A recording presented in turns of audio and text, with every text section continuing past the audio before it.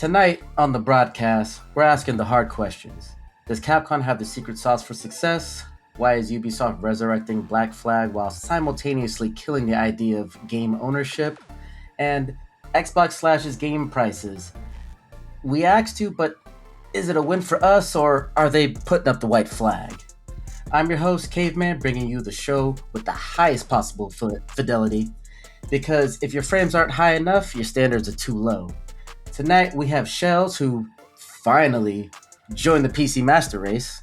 Yup. We got the hater of all good games, Billion. What it do? The only man to put in 36 hours into Pragmata 24 hours after it was released, Hacker number 7. It had to be done. And finally, the man who thinks his KD is going to help him beat me in COD, LZ. What's up, fellas? How's it going? What y'all doing today? And with that said, sit down, lock in. You've reached the end game, and this is the broadcast. All right, let's just jump straight into it. We're talking about high performance consistency when it comes to Capcom. They've dropped a triple threat this year so far. You know, with Pragmata, Resident Evil Requiem, and Monster Hunter Stories. I mean, they're doing their thing right now. And, I mean, just think about how it's different from what the other companies are doing. And Shells, I'm pretty sure you have an opinion on this one because I know you like these games in this company right now. You want to dig into this a little bit? What you think what they're doing right? Yeah, for sure. I'm a big fan of Capcom. You know what I'm saying? And Capcom, they're doing what I feel like other gaming companies definitely want to do, which is taking the risk and like bringing a new game into the industry, like Pragmata. So I have a lot of respect for them. A lot of my favorite games came from them. From when I was telling y'all boys, on the first episode, Street Fighter. They just make legendary games, man, and I can't wait to see. I'm anticipating what they have next in store. I know that they teased Onimusha a couple of months ago and a year ago, and I'm just waiting to see what the release date is on that because I know it's gonna be good. So yeah, man, I'm looking forward to it. Onimusha, like when is that? We have an idea of when that might be coming out because I haven't heard about that one yet. They have a trailer. They have a few trailers out in a gameplay demo out on it. They don't have a release date yet, which I'm assuming it's probably gonna be sometime this year, maybe August or maybe in October. I'm not exactly sure. So I'm pretty sure they're gonna come out with a reveal soon though. Maybe at Summer Games Fest, probably. Maybe. I'm looking forward to hearing from that one. Now, my take on this one is you would think these companies would see the success of certain other companies and be like, we can do the same thing. A lot of them are too scared to come up with something new because of, well, the price of developments. They're like, let me just recreate something. Or, well, yeah, there's recreate, remaster. I mean, if they're going to do something like a recreate, at least be unique like they did with the Final Fantasy VII remake. But that's not what companies are doing. They're all just, I don't know, just repeating the same garbage. They don't want to try anything new. Yeah, no, I agree. Yeah, I think that's one of the existential fears that most companies have, man. And it sort of leads to how it sort of stifles creativity um, while trying to trade in. And we've held conversation the last few episodes about this, but and not necessarily trying to drive the same theme of conversation, but um, being afraid to take on risks, drive new IPs. I mean, for the PS5 era, I think this has probably been one of the weakest generations in terms of gaming, and like Sony delivering some of the hardest like quality games. Now, of course, we look at this month and what Capcom is doing, and they're like the standout publisher because all of these studios are pushing out so many good well-grounded games. And of course, we have the onslaught that's being brought on by Eastern developers that I think are kind of scaring off Northern studios or the West in terms of gaming development, because we've got, for example, the Pearl Abyss that is absolutely doing numbers right now in terms of Crimson Desert. Then we saw Black Myth Wukong coming out also from the East. So when you think about those kind of things in companies not taking risks, Capcom certainly is definitely a standout. And I think, and we'll touch on this later, but there are seemingly a couple other studios that are trying to replicate the same thing. So definitely a fear within the industry, but I think a lot of companies are going to try and start to replicate, going back from live service to more of a um, story mode essentially. So You say that the PS5 lineup right now is the weakest? I don't know if I necessarily agree with that. I guess it depends on what you mean by weakest. If you mean weakest in terms of new IPs, then yes. But I oh mean, yeah, even though yeah. even if they're remaking these games, I would say they're still pretty top notch. Like you look at one of the franchises I was going to bring up was like, for instance, The Last of Us. They've re-released the first one like I think twice. Once was a remaster, and one was uh, a full redo of it. I think that's what the first one is. They renamed it Part One at that point.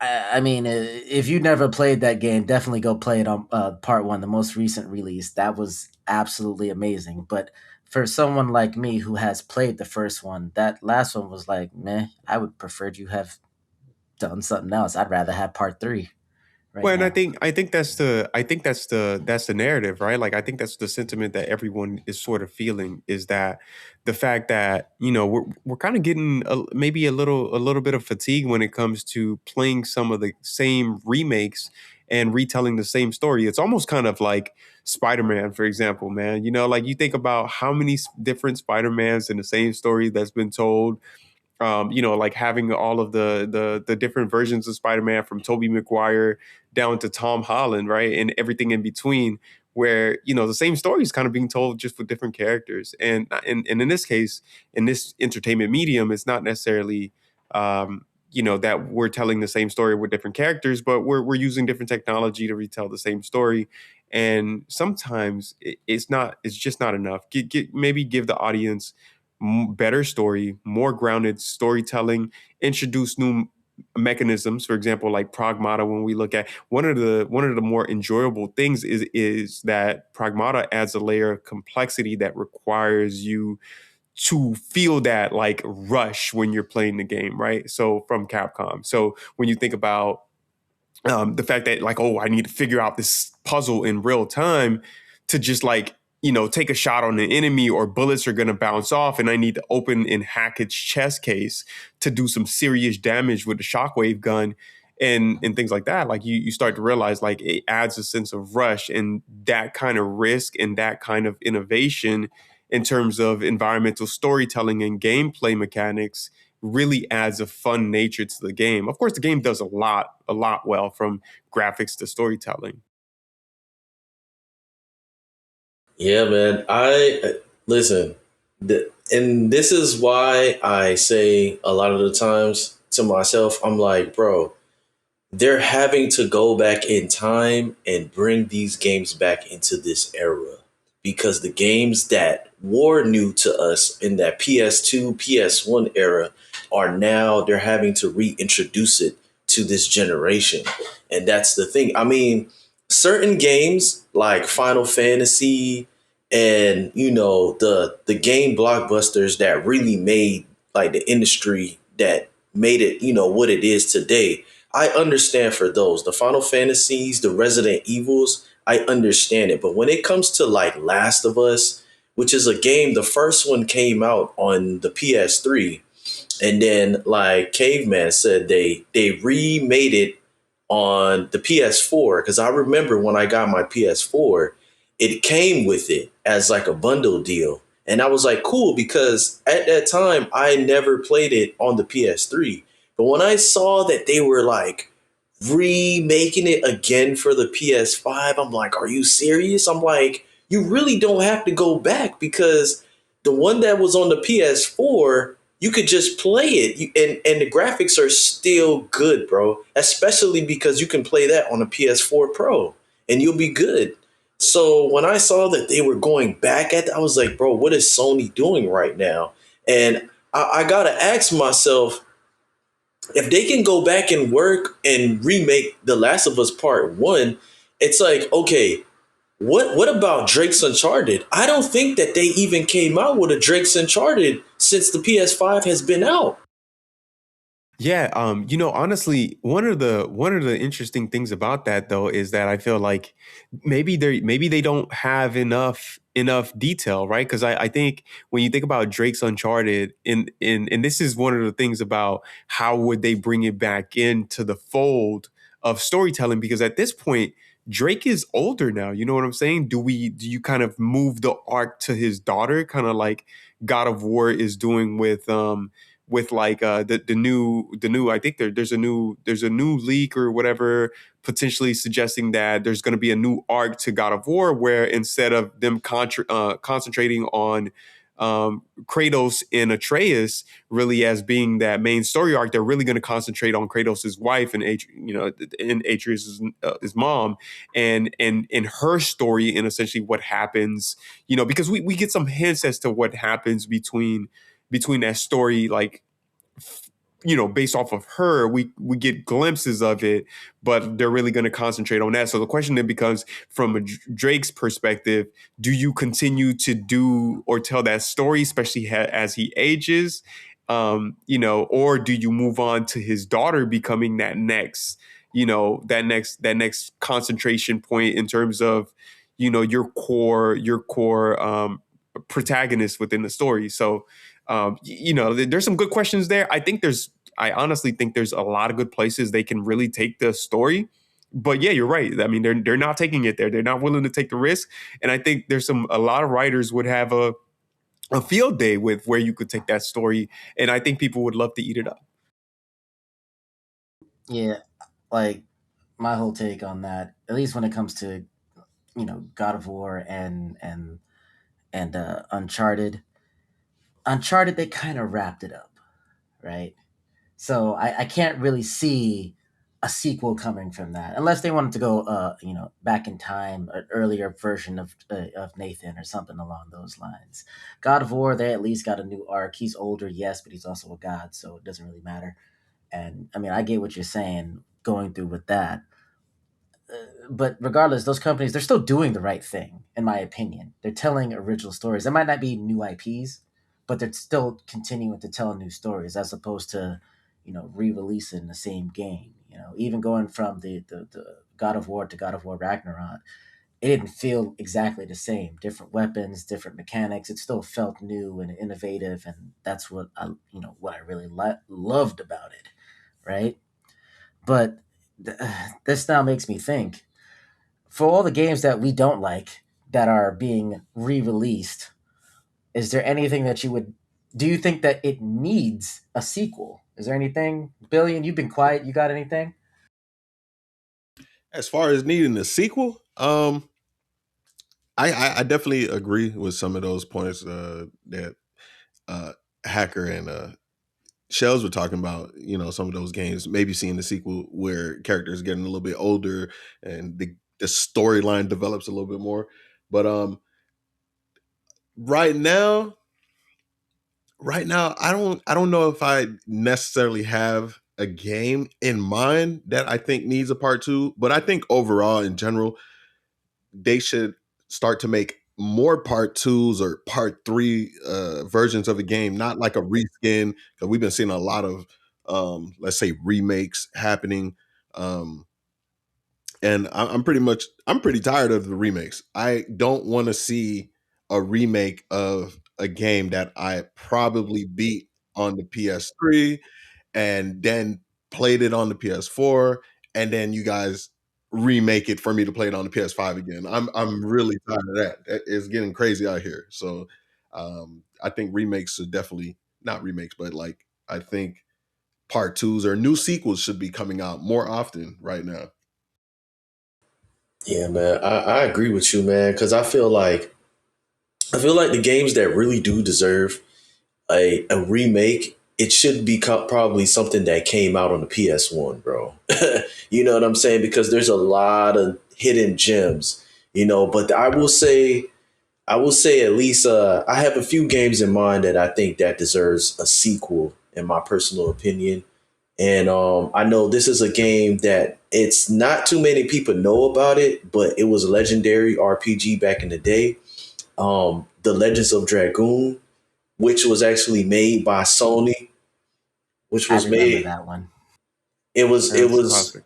it was a at the time it was when it was that whole RPG era, and it was trying to go up against Final Fantasy, and they introduced like a different attack method in the RPG where it's like they called it additions, where when you attack with a character, there's like a frame that goes into the attack as you're attacking the enemy, and you have to time it. And when you time it, they do different moves, and as you progress through the game, they learn more moves, and you have to be more on point with the timing to do the whole full move.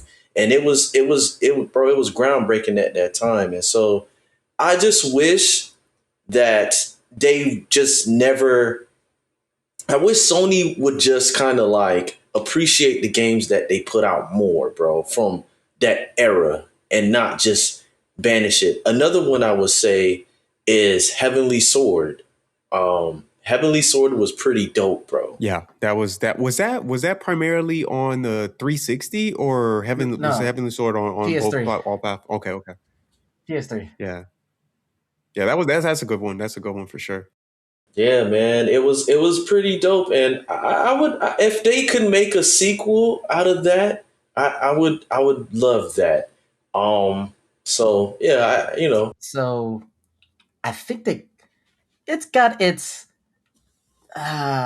what's it called? I'm not sure what the word I'm looking for is, but there's a game out right now that's a little bit like that.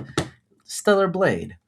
Strong female protagonist, obviously different game, totally type different game. Stellar Blade is not quite hack and slash like Heavenly Sword was, but I mean this is not too far off.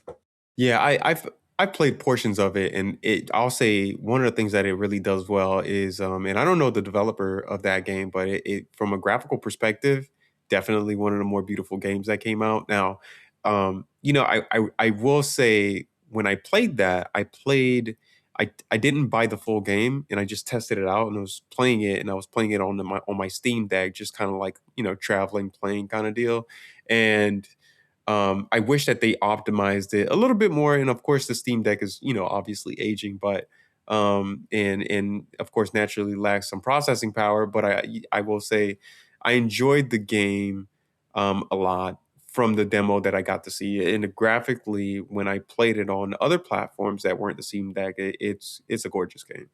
Definitely a gorgeous game.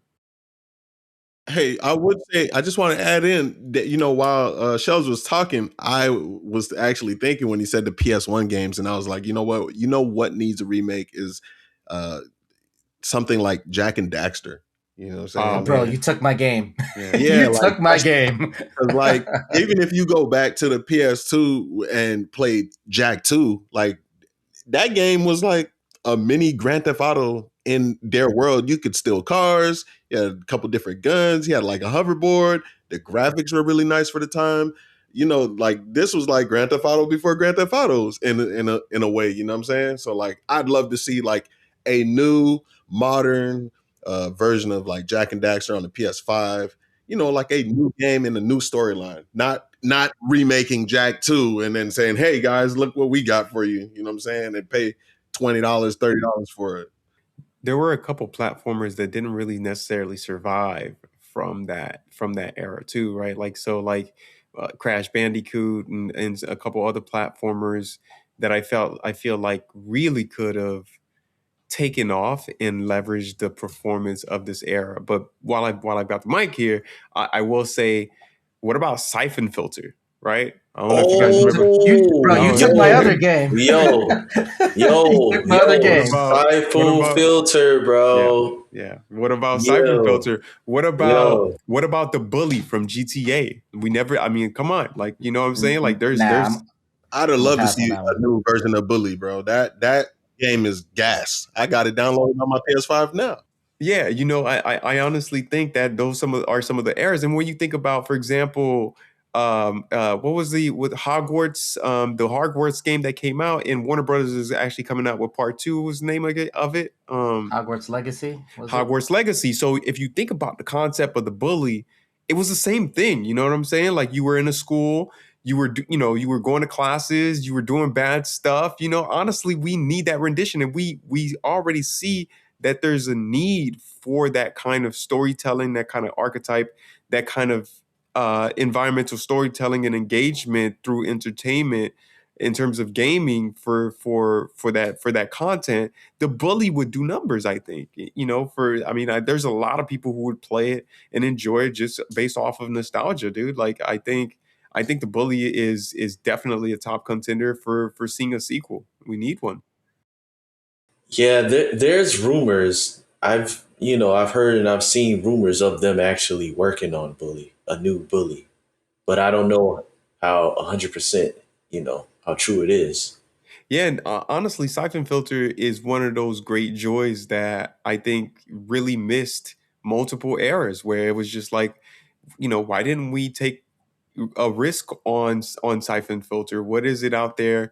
And I remember hearing in interview, and one of the guys who worked at Rockstar, I think the main writer for GTA, who's no longer at the company, I draw a blank on his name right now, mentioned that at some point that Rockstar was potentially considering a spy based game, but couldn't really get a feel for how they were going to tell that story and how they were essentially going to build that world in that kind of like kind of like big brain sort of thinking in terms of how they were going to implement it. And so the strategy or implementation of it kind of died in the waters. But there really should be. I mean, I think Siphon Filter is just kind of one of those games. It's so unique, to leverage it, and take advantage of it. And just in that same thread, when we think about third person shooters, spy based games, is I think that Ubisoft needs to go back to form with Ghost Recon Future Soldier. I think that was another game. If they wanted to make a remake, I think they actually could do a really good remake of Ghost Recon Future Soldier. No, no more remakes. Well, I No mean, more remakes. I think they could leverage it based on the technology and the gaming systems. I think there's a need for co-op and engagement. Sure, they Um, definitely can leverage it yeah, as a new yeah, game, not yeah. as a Right. Yeah, I mean, they could tell the story. They could tell a new story, but some of those gameplay mechanics from that game really need to come back, in my opinion. Um, yeah, Yeah, yeah. bro. Siphon Filter.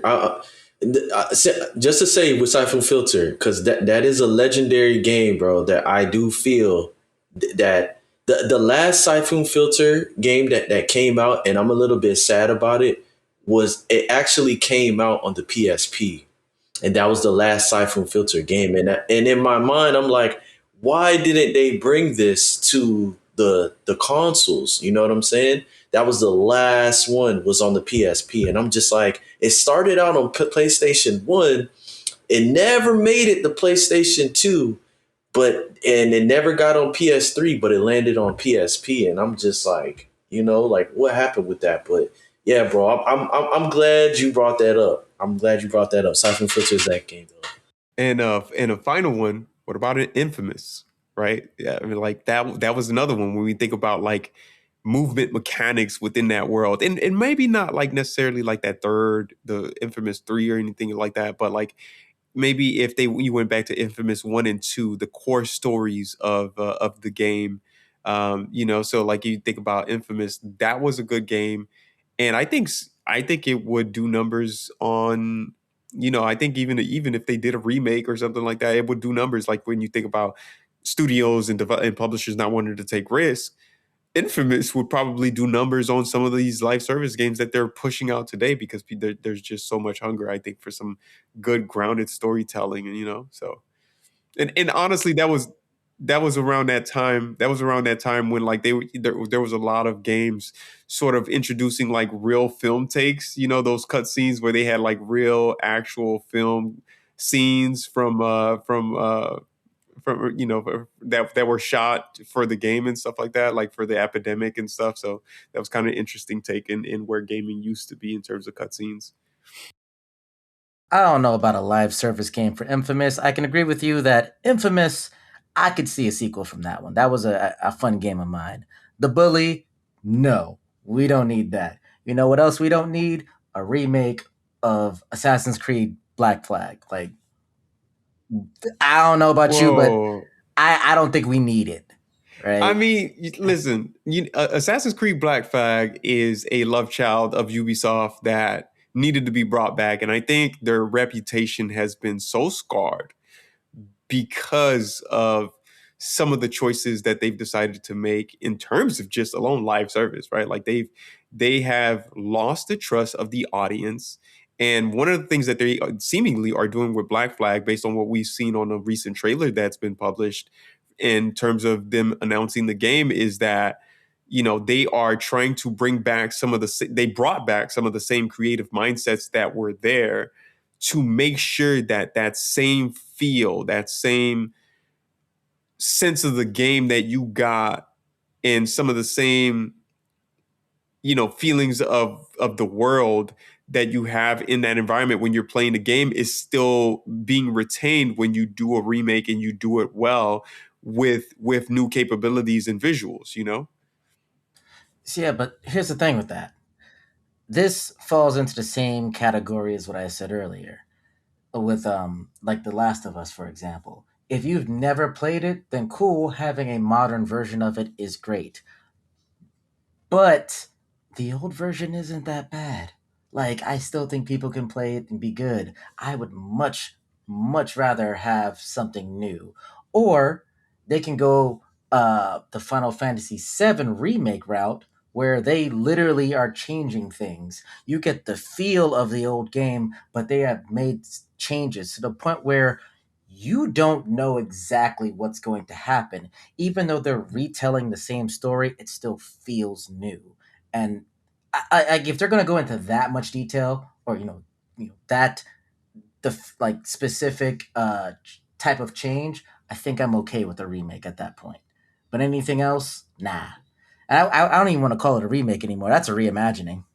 Yeah, yeah. Honestly, it really is. Like, if they modify it, would you risk the chance of pissing off gamers, though? You know what I mean? Like, when you think about making too many changes, and I think that's the thing that they tried to steer away from, was making so much changes to where people feel like it was so different and that they mess up, right? Like, in terms of the things that they're trying to introduce, like a lot of the mistakes that they were trying to introduce in Assassin's Creed Shadows, I think they were like adding in sneakers and weird things for the samurai guy in Assassin's Creed Shadows. Like, you know what I mean? Like, it was just like, and like they disrespected, I think, Japanese culture at one point, because they walked into I'm drawing a blank on the Did it have something to do with like the statues, the way how the statues were made? it was like I think in Japanese culture it's more like you walk into like a mosque. It's not a mosque. It's like a prayer temple kind of deal. Like, they essentially just like walked into a temple, but the character still had his shoes on. And obviously, like, that's a big thing in Japanese culture. You don't walk into your house with like shoes on and stuff like that. So Oh like there's yeah, yeah, yeah. like I mean, in Japan it was like it was controversial. It was like, like, yo, like, you got your character walking in, disrespecting our culture and temples and stuff that you're replicating and you're distributing around the world, and it's being seen this way, and we don't want it being visualized in this fashion.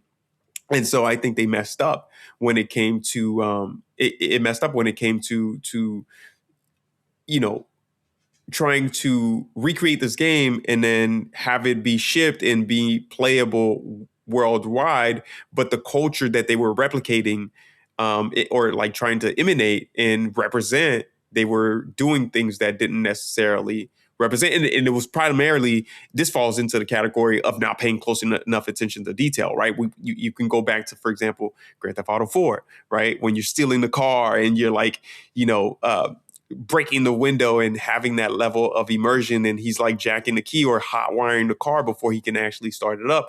I think the same level of detail, which developers don't seem to concentrate on now because it's more seemingly about money, right? Like you want to, should he be walking into the temple and taking his shoes off and showcasing that he quickly does it? It's a small attention to detail, but then it becomes important when you think about the culture. So those some same creative differences when we think of Assassin's Creed Black Flag become necessary, right? Or so if they do a remake and it's like Final Fantasy VII, do they risk that chance of making so many changes that it pisses off a certain group of people? And Not if they stay true to form. And I think that's what they've done very well with Final Fantasy. I don't feel like they are breaking from the story in too much. I feel like they're keeping to it. Uh, they're just expanding on things, because if I'm not mistaken, the part one of the remake was like the first couple hours of the original game. They turned the first couple hours into a 30 to 40 hour long story. Like, there's so much in it, and it still follows all of the same events. If you're familiar with it, all the same things happen in Midgard, and it does Yep. everything right. Yep. So this to me is a good example of how to do again, I'm not saying remaster or a remake. This is a reimagining of this game, right? What are they doing with Black Flag? What are they like? What is the objective? What are they going to be gaining from this outside of selling the same game to us again? Yeah, because when did Black Flag come out? Black Flag came out, what was it, in the PS4 generation, right?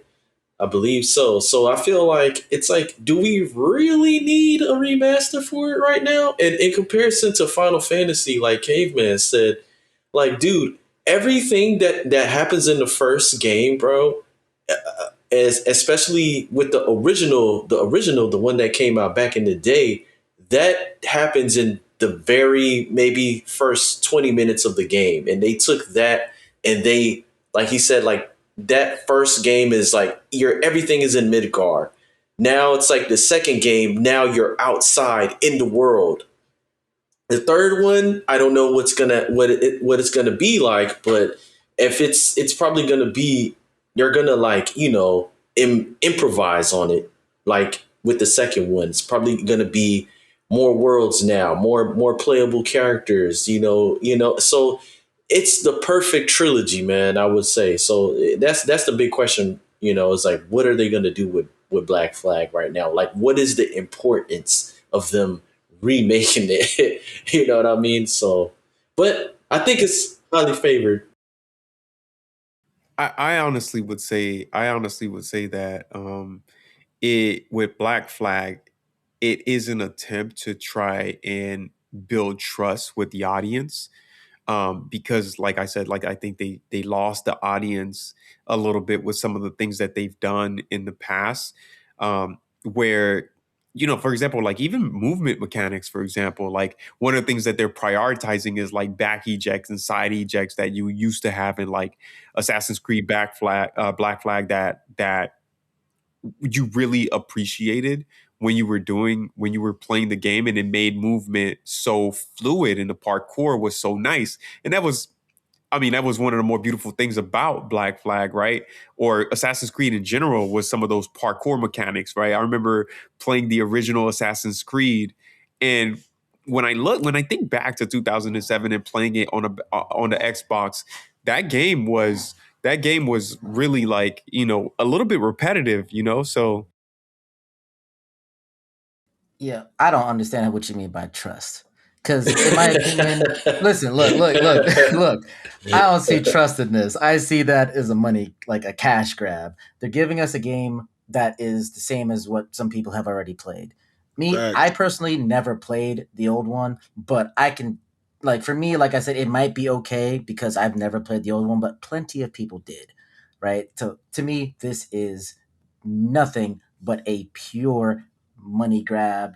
And on top of that, it's like, I don't know. You want to talk about trust, bro? These are the same people. Ubisoft are the same people who are saying that you can't even own your game. Like how That like that how you that's gonna say solid. that That's how you solid. gonna say That's that's Bro, solid. trust? That's solid. bro. That's a good point. That's a good point. I mean, I've got nothing to say to that. You know what I mean? When you think Like about Yo, ownership, that's facts, bro.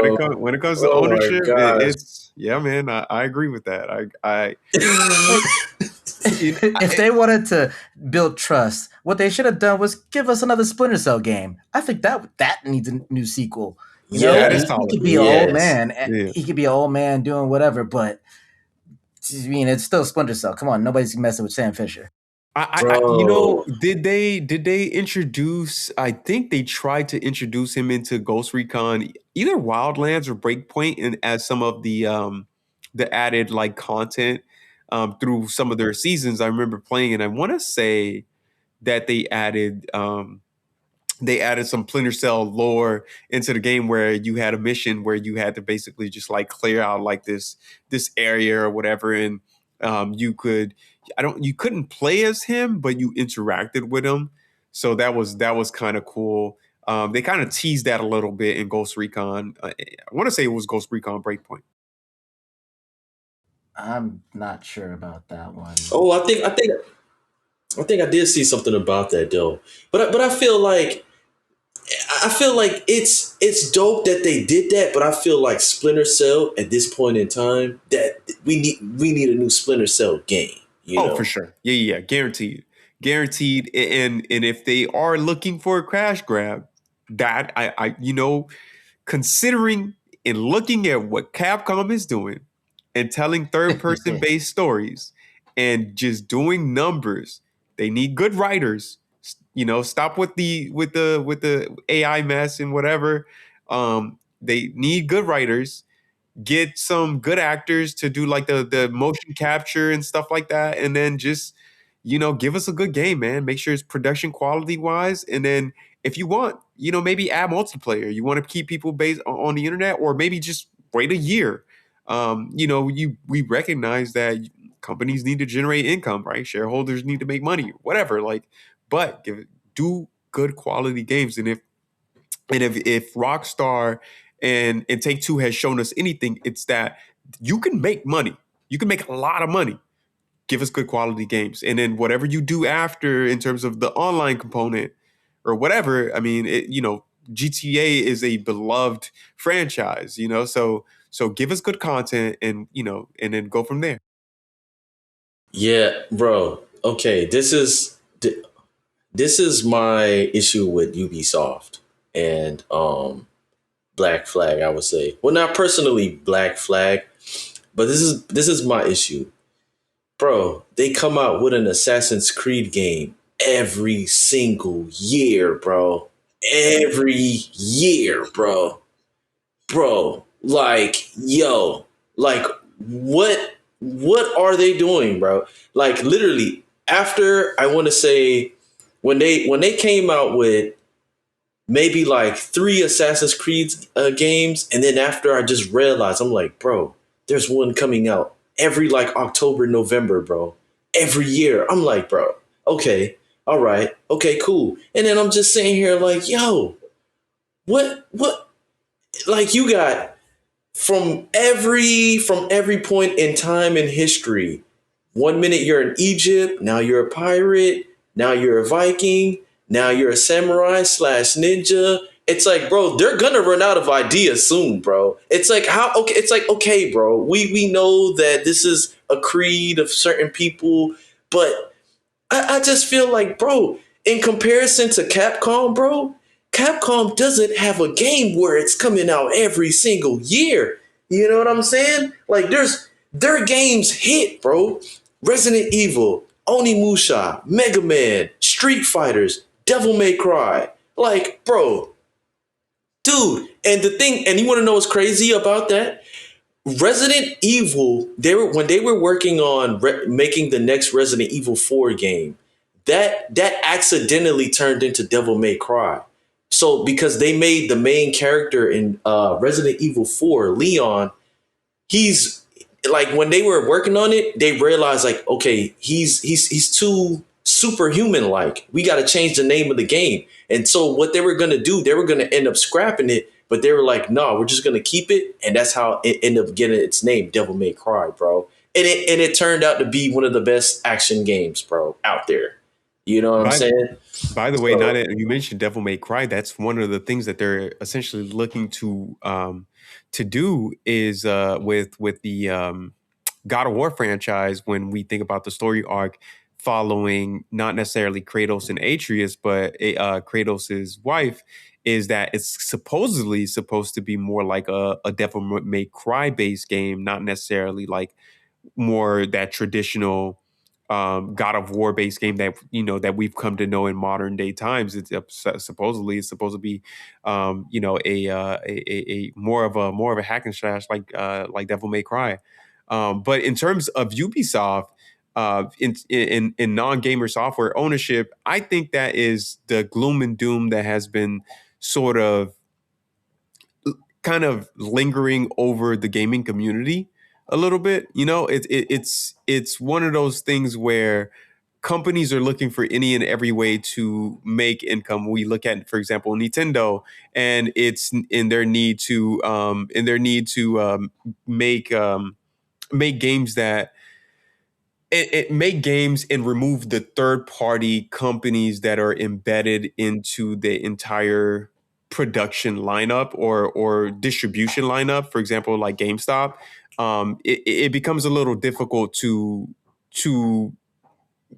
like steer away from things being more software based and then them issuing a license to gaming for players.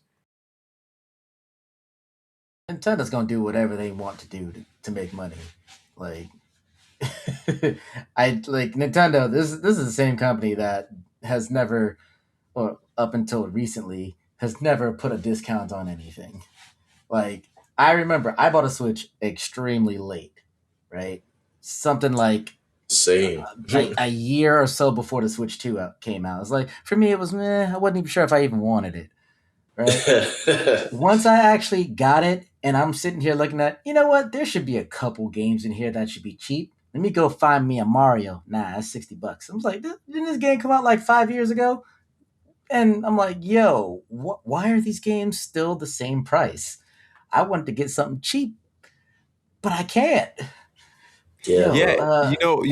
what's wild about that is that I think that a lot of consumers, particularly when you think about the fact that like when you think about like the breakdown of someone's income and having the ability to have that that extra income to engage in this form of entertainment, and of course naturally Nintendo being the first to jump in to the cost of a gaming as being $80, right?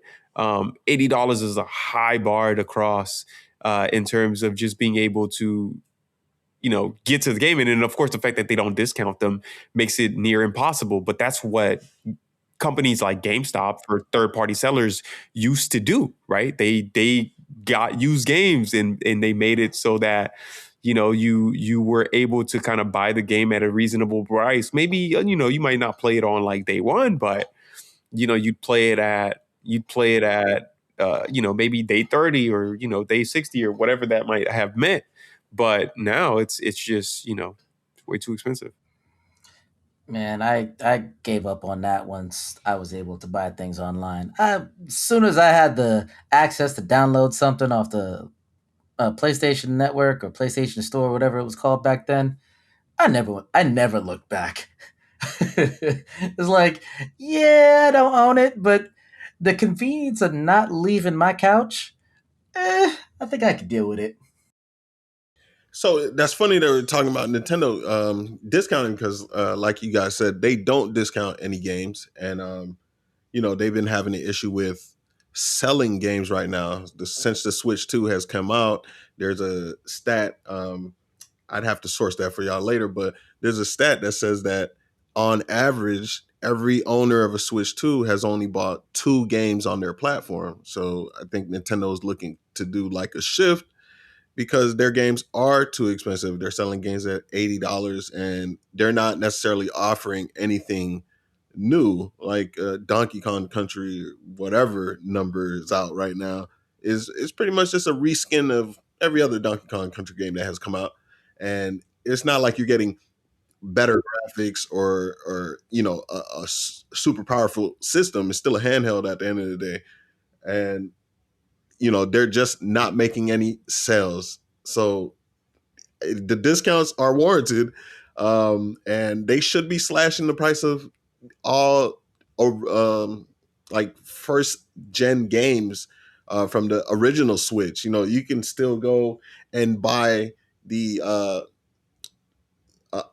what is it? The Breath of the Wild Zelda full price. The game has been out for like 10 years.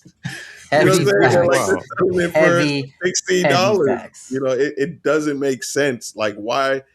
On top of that, most people aren't buying any physical copies. So 9 times out of 10, they're buying a digital copy. And even with the Switch 2, they mentioned in their own forum that the digital games could be cheaper than buying a physical copy, but they sell them for the same price. So like, there's a contradiction here. You guys can't say that the digitals might be or should be cheaper, but you're still selling them for the same full price that you're selling the hard copies for. But Nintendo deserves everything they're getting right now, all the backlash, all the hate, no cap, because yeah, we're tired of the expensive games. You could get games right now since this whole debacle's been going on at like Costco on sale for like 30% off the original price right now. So, and these are Switch 2 games. That's crazy that you said 2 games because that's exactly what I have. I have Super Smash Brothers and I have Zelda Breath of the Yeah, Wild. pretty much. That's like And the and every game everybody has. and the only reason why I have 2 of those, like I only bought one of them. One of them came with the Switch, so I was like, all right, cool. I didn't feel too bad spending like $70 on Breath of the Wild. I'm like, I got another game. But yeah, bro, like that right there is crazy. I was 100% expecting them to be cheaper by this point. I'm like, I'm getting into the game late. Why am I still playing full? Yep, that's exactly how I felt. That's exactly how I felt. I mean, I have more than 2 games, and for it's I want to say the games that I do have, they're pretty niche, I would say. So they're pretty real niche and they're pretty under the radar, but they're really good games. And so I did pay a pretty penny for the extra 2 that I did get. I did pay $80, even on Amazon. I was like, bruh, $80 and the game came out years ago. Like, what are you telling me right now, bro? Like, this is madness. But I did it, man. You know what I'm saying? I bit the bullet and I did it. But Nah, as you're wilding. I don't get it. I know, but I had to have that physical copy, man, because you could not get that game. Um, you just, bro, I looked everywhere. Everywhere. I went to GameStop. It was like, no, we don't have that. I went to another GameStop. No, we don't have that. And I tried to see if I could get it somewhere cheaper, and I couldn't. And so Amazon was the easiest way out of that. So I paid that 80, man. Yes, I'm a madman. But I think they're starting to notice the writing on the wall a little bit too, right? Because when you think about if Nintendo's doing this, right, they're seeing that if they're seeing that third party vendors are essentially bringing down the prices of the product just to get them off the shelf, then that means that they maybe do they even want to put their product on the shelf, right? Because it's not beneficial for them if their products are too expensive and not moving off the shelf. That means the third party vendor loses because they have physical space that needs product that needs to be moved, right? And sold. And then at the same time, I think Microsoft is, particularly with their rebranding and reducing of the Game Pass prices, they are seeing the writings on the wall, and Nintendo should probably do best to pay attention to that. I think Microsoft lowering the price of Game Pass is just to save face because I So you mean don't so you don't think the new CEO, I think her last name is Sharma, is trying to innovate and trying to bring back and trying to execute a return to form? I think that's a sign that they're trying to build some trust. Ubisoft, not so much, but Microsoft, they're trying to build some trust. Be like, yo, we hear you. We're gonna put the price down a little bit. Granted, they did do some things. They took out Call of Duty for being a day one accessible thing. Now you have to wait a full year. So that just makes me think: what other games are going to not be on there in the beginning? I Game don't know. Pass. I don't know if it. I don't know if it.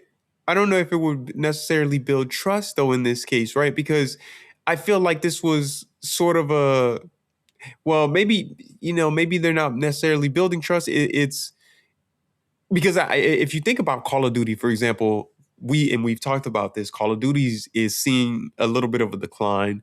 We've talked about its comparison to Battlefield 6 and what Battlefield 6 has introduced that Call of Duty is not. But do you guys think that they are seeing the writing on the wall in terms of Call of Duty, and they were like, okay, this is because Microsoft has been pretty cutthroat, a little bit of an Iceman when it comes to cutting off studios when they don't perform, right?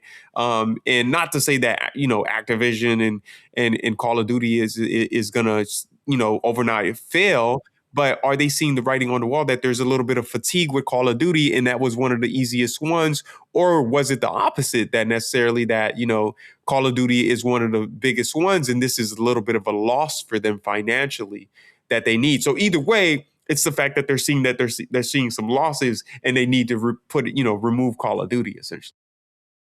They are definitely trying to recoup some money. Because think about it. Yes, they lowered the price of Game Pass, which, from an average consumer's perspective, yay, I'm saving a little bit of money. Or I was thinking about it, it was too much before, but now that it's a little bit less, let me get back into it. Right? So, from that aspect, yeah, they're going to. I have a feeling dropping the price will actually generate more money for them.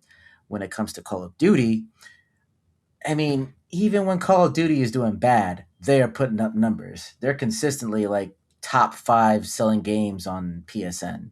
So for Microsoft, since they now own it, well, all they're doing is increasing revenue. Once Modern Warfare, whatever the next one is, comes out, well, since nobody can access it directly from Game Pass, guess what?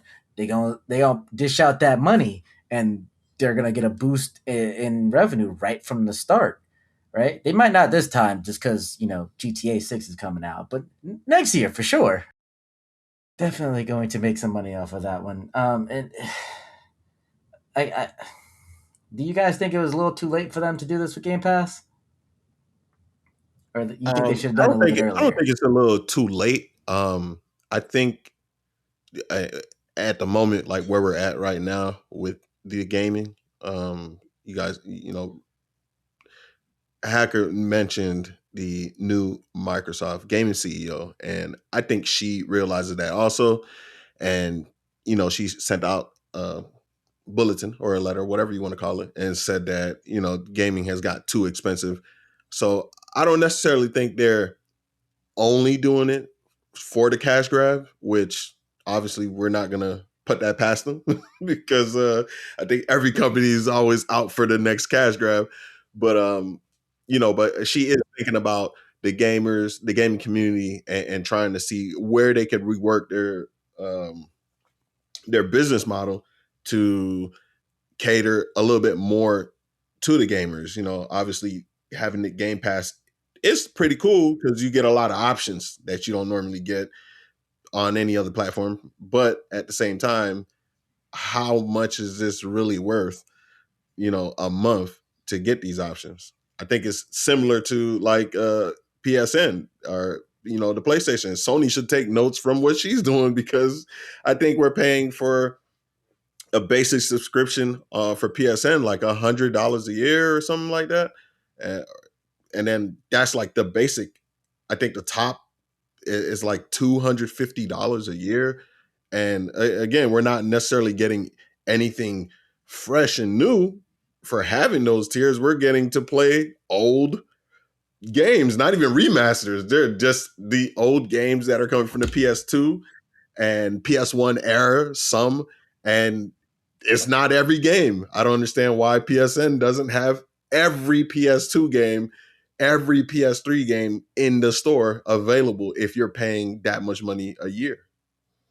I 1000% agree with you, bro. I've been saying this for years. It's like PlayStation has put out a lot of games and have given a lot of people, like a childhood, a pass, and I want to say there was a lot of great games that came out over the years. Like you said, why is it not every PS1 or every PS2 game in the store? And that would make the price that we pay a whole lot better. It would make me feel very content, because I would be like, okay, at least I know I get to play this game from a long time ago, and I'm paying this much. Especially because of the fact that I could be wrong, I think it was last year or maybe the year before where they actually increased the price of having PlayStation Plus. So I think Sony they can definitely learn something from what Microsoft is doing. Otherwise, but I think the reason why Microsoft is even doing this is because I think it was I forgot his name, the head guy that was there for a long time. He ended up leaving, and so now what they're trying to do is they're trying to establish their self. They're trying to, how can we really get to where we need to be? Because okay, yes, we have Game Pass, but they also need to put out good exclusives as well. Like, I do know that they're working on the new Gears of War game that's probably going to be revealed sometime this summer. So I think they're trying to get back in that steady motion of just, instead of just being like something to add in your living room as furniture decoration, bro. Because let's just be honest, that's what most people are having using an Xbox for, is just for Game Pass, So I think they could learn something. Sony can learn something from Microsoft. So yeah. I think the guy you were thinking of was Phil Spencer. So Yeah, yeah. And they kind of pushed him out. Supposedly the reason why he eventually decided to retire was because Xbox was kind of suffering from a lot of hardware sales based on the initiatives that they essentially tried to push with, like the Xbox everywhere kind of thing, and then they realize, like, oh, this is hurting us a lot more potentially, and maybe Game Pass is not doing as much. And to be fair to PlayStation, just to circle back, I'm taking a look at some of the tiers. It's when we think about Xbox Game Pass's tiers, Xbox's Game Pass tiers, I think their max was like $30. PlayStation is nowhere near that on any of their tiers. In fact, it's 50% off. For the recent prices, if you look at Xbox Premium, which is their most expensive tier, at $160 per year. But even if you weren't to pay it by year, which I think you get naturally you get a discount on the monthly price. But if you don't get that discount, it's like $17.99 per month, right? Versus what Xbox is bringing down their price. Their price was like $30, right? And this was before they removed the Activision and all that other stuff. And that price, when you think, for example, there's games that are releasing, maybe like AA games, right? Releasing. We talked about, what was that game that we just talked about earlier? And I was like, it's a graphically beautiful game. It had a lead female character. I think Last of Us. Stellar Blade. Oh, Stellar Blade. I think was Stellar Blade like $49.99 for that game. I can't remember. I don't think it was full price. But yeah, it might not have been. Yeah, there might have been some games that have released, or you might think about, for the new, what was it, Samson, the Tyndallston story that came out on PC for 24. Obviously, it didn't perform like everybody wanted it to, in terms of the quality of the game. But when you think about more of those like AA titles, and you consider how many games somebody might play how many titles, how many unique titles a gamer might play, right? If you're paying $30 a month and games are coming out for like 19.99 more, why would I pay $30 every single month when I could just buy a AA title and enjoy that, or I could just have that have a free to play in my lineup that I can just casually play or something like that, right? Like a Rocket League or something like that, or maybe even some other games that we're thinking about. What was the other one? What I always say, it's basically just in game. Caveman, you're a big fan of this one, You talking but about Warzone or something like well, that? I mean, Warzone is another one, right? So that's just another example as that there are other things that you can have in your lineup that you can casually play, and any of the more grounded titles where you have to shell out some games. There's some titles out there that you can leverage and you can play that's not going to be as costly as what Microsoft was attempting to charge. I mean, and when we think about PlayStation, they're definitely not charging as much. And the other thing to think about is, I think one of the strategies that PlayStation is looking to take on is the fact that they are also now trying to bring in Crunchyroll. When you think about anime, they own that, and it falls under their umbrella, and so they're trying to add value to the PlayStation Network. And so, I've read a couple articles where supposedly Sony is considering bringing in some of those things under the PSN umbrella to add value, so that the costs, of the service is not as high, and you feel like you're getting a lot more. And it's not just, okay, you raised the price on me, but you gave me nothing, and I'm just experiencing inflation through this product. All right. There's a couple things with that. I'm gonna touch on the last thing you said first. Bringing in Crunchyroll would be a horrible idea. And the reason why it would be is we've seen this happen, funny enough, with the Xbox. Remember the old 360 and how it was. I don't remember if it was a 360 or if it was something else, but I believe it was a 360. How it was advertised as like a home media system and you could do a bunch of things. Nobody cared about the anything except the games. So like why would you advertise it as something that nobody cares about? If I wanted to go watch Crunchyroll, I got a computer, I got a phone, I can go watch it somewhere else. I don't need a video game system to access this stuff. Well, I, Right? I think I meant add it under the PSN subscription pricing. So if you pay for PSN, you get Crunchyroll. How you watch E- it doesn't necessarily matter. Even then, like cuz Crunchyroll it's a paid subscription at this point, correct? Yeah, yeah, yeah. Yeah, I think at one point it used to be free or at least I think it used to be free. I Nah, can't remember. No, no, no. it's actually free, but there's a difference. It's that the free version, it has ads. Yeah, Got that's you. So correct. that's what Yeah, I'm thinking of. yeah. Yeah, well, I don't know. To me, for something that I can just go watch without having to pay anything for, if I really wanted it, I would go get it myself. And then here's the last thing. Xbox and PlayStation are in two totally different camps right now. Xbox is in dire need of sales.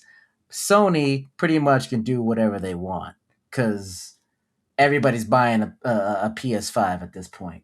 So they don't have a direct need to lower the price on this, right? And also, to play online, even though I don't agree with it, to play online, you need to have PSN. So getting those games is literally just a bonus. Because, I mean, we've been, like, since before they gave out free games, you had to pay that price anyway just to access the PSN. So for me, and I would imagine for most people, they only see it as a bonus that, hey, I got some free games for the thing that I was already paying versus Game Pass, which is something that came in later on. Because if I'm not mistaken, you still need Xbox Live to be able to use that Game Pass if you're on a console, correct? Yeah.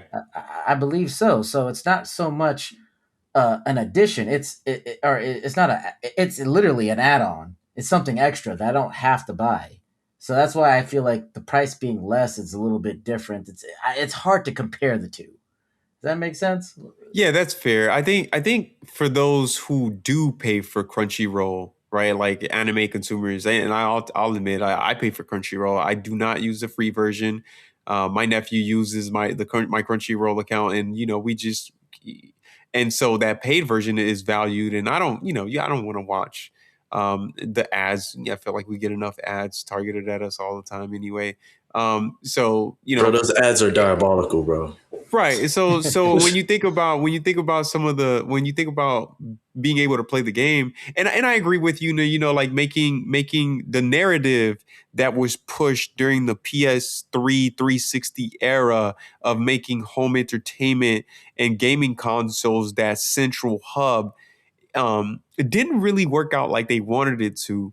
And that was because honestly, like they didn't, things like Netflix and Hulu and things like that built their own platforms that didn't necessarily integrate well, in my opinion, with some of the existing platforms, right? So everybody was like trying to build their own thing. And of course, this was at the same time, I feel like, where the era of like dish satellite and all of those cable was kind of falling out, and streaming services were kind of taking a hold on the entertainment market, and naturally at the same time within the gaming industry they were making it some of that, making like the gaming console the hub for entertainment, and then I don't know that then the infrastructure necessarily meshed well. With that being said, LZ mentioned a couple good points, right? Like if you have PSN and it adds the Crunchyroll into the fold, one of the concepts that you might have, for example, you might get access to earlier episodes, right? You might get access to episodes a little bit earlier, and then and this used to be a thing, I think, with Funimation and a couple other platforms. If you watched it on a free platform, you got to watch the episodes a little bit later than when their natural release date. For example, if an anime released in Japan at some time, you might get it like 3 days later or 4 days later or a week later, depending on when it released, right? So there's some benefits, and of course they might gatekeep a little bit, right, to make you have that sense of value as to why they're bringing this in. And I agree with you, it doesn't match one to one, right? When you think about the economic impact of my price going from $17.99 to maybe $12.99. That's a huge difference, right? $5 is going to be a big difference, especially if you're looking at it as a whole. That's going to be what, like $60 for an entire year of savings. So, I certainly agree with you that the economic impact might not necessarily be the same, but they're not going to bring the price down. It's just going to be one of those things. People aren't too pissed about it, and they can find a way to add value into things that they already own, and say, hey, we'll offer this, or in terms of our cost, it doesn't necessarily change anything because we're already running these platforms. So we'll pull those into our PSN subscription service. All right, well, I think that wraps up our episode for tonight.